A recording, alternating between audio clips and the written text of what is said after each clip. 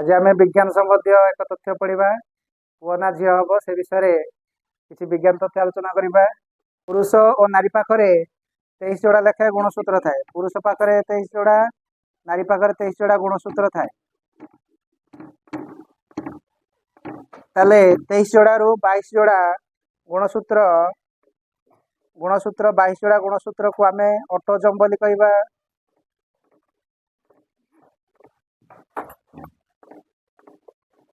एवं एक जोड़ा गुणसूत्र को लिंगीय गुणसूत्र कह जाए।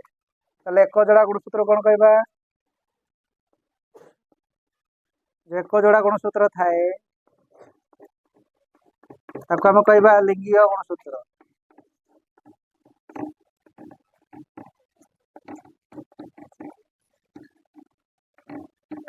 लिंगीय गुणसूत्र मध्य पुरुष ताले पुरुष पाखरे थाए एक्स वाई गुणसूत्र, नारी पाखरे थाए एक्स एक्स गुणसूत्र।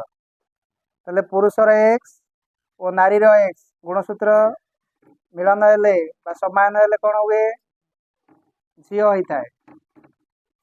एवं पुरुषर वाई नारीर एक्स गुणसूत्र मिसिले पुओ होता है। ताले पुरुष और स्त्री मिलन जो समान हुए, जो जुग्मज सृष्टि हुए ताको आम जाइगोट बोली कहवा इंग्लिश रे।